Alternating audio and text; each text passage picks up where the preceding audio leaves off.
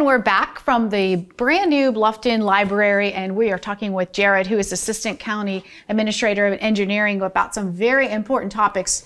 And now one that everyone always is asking about, the road improvement. So let's break down what's being worked on. Yeah, absolutely. So we have a current sales tax program, our 2018 program, and the big project that is 278. That project's underway. We're working with DOT in town of Hilton Head. But we're starting to focus on what's next. And one of those projects that I think everybody can agree on is SC 170. Yeah. So that is commonly recognized as our most heavily traveled corridor behind 278. And we're looking at what we can do to improve both the capacity and the safety along that corridor. Mm-hmm. And such as? Absolutely. So the corridor that we're looking at specifically is from 278 to 462. So it's about 4.5 miles. So one of the improvements obviously is capacity, which that would include widening. So we have from 4 lanes to 6 lanes. The other is safety. So right now we have a study that was performed by LATS, which is our regional partner that looks at traffic mobility as a region. They commissioned a study in 2019, an access management study for that portion of roadway.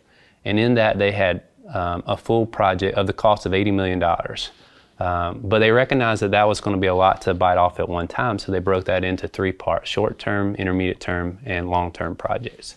County Council commissioned us to get started on the short-term. We don't know what we're going to do on the long-term yet, but let's get started on the short-term. So that's some immediate need at some key intersections. So at 278 and 170, if you've driven that corridor, you've been in traffic before, or you've seen an accident. Mm-hmm. So what can we do in the short term to relieve some of that congestion? So we have some improvements planned right there, as well as Argent Boulevard and 170. That's another feeder road onto 170. So what can we do in the short term that's pretty quick? It's not the entire solution, but it will give some immediate relief. You know, because actually, think of all the communities that have been built lately. You know, and just you can see it's almost like driving across the road like you're playing chicken. No, absolutely. And the ones that are coming. Like this way, and you just pray to get across the way. So obviously, lights will be put in place, and I guess maybe additional lanes. I don't know. Yeah. So in the near term, we're preparing the design plans right now. We hope to go out to construction in the summer. And there's 5.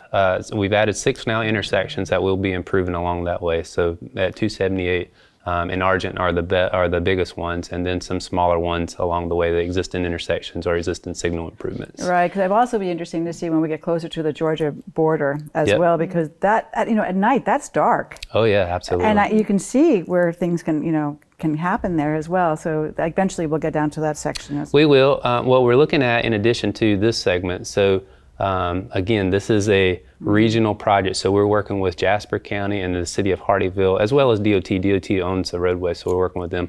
But 278, there's a lot of traffic that travels 278. We have 6 lanes all the way from east of 170, but what about west of 170? So we're going to look at that corridor back to Argent Boulevard.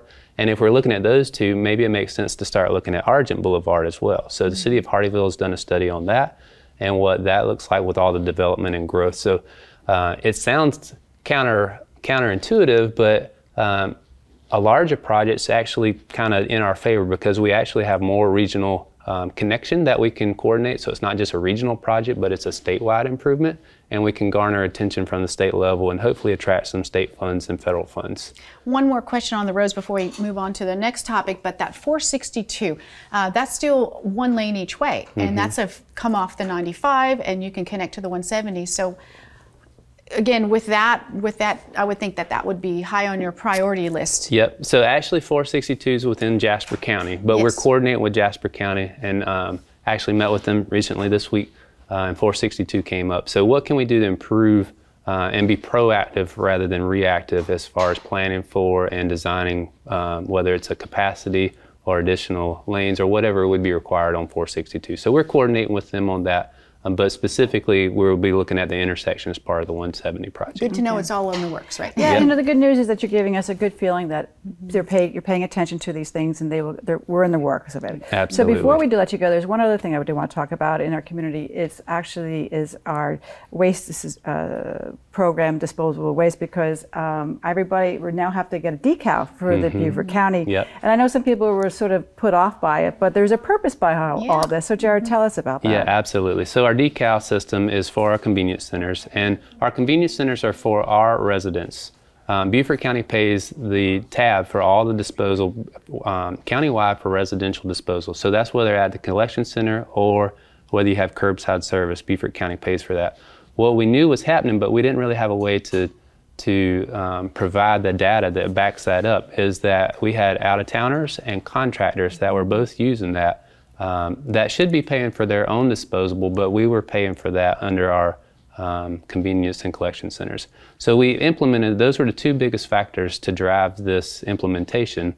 And it's been very positive. We've got some recent data that shows that we are seeing the savings, and also coordinating with our private haulers. And they said, you know what, your savings is our gain, because we've seen an uptick in the amount of requests for their service. So how did we find a decal? How do we get this? Yep, so if you log on to our county website, and there's pretty easy right there, and you can, if you don't already have a decal, or you just traded properties or bought a new property, you go on there and submit something online, and then our department, solid waste department, will be in touch and provide that hopefully within a couple weeks. You'll have it in the mail. And Jerry, we want to thank you so much for giving us all these wonderful details. Our county is doing great. And we also want to thank Amanda for stopping by and telling us about the library. So this is 843 TV, where communities come to speak.